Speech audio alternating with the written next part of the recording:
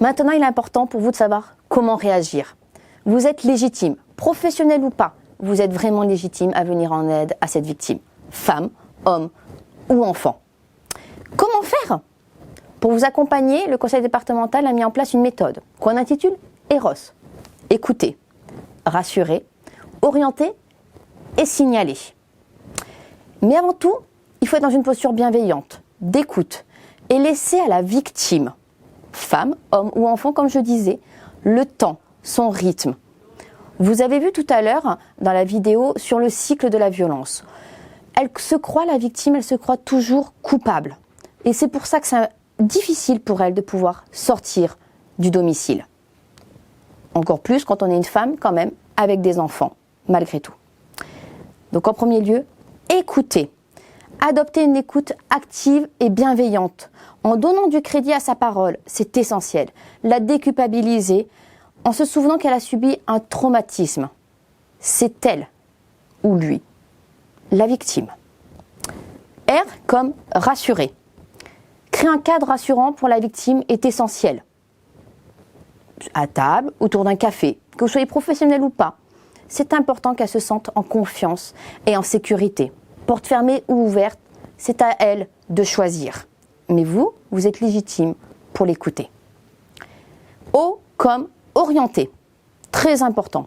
Mais avant d'orienter, il faut être capable de pouvoir évaluer la dangerosité de cette situation. Quelques questions peuvent vous aider. As-tu peur de ton partenaire? Toi et tes enfants, te sens-tu en danger immédiatement? As-tu un plan B pour te mettre en sécurité? Un hébergement chez un ami, une famille? As-tu sauvegardé tous tes documents personnels et administratifs?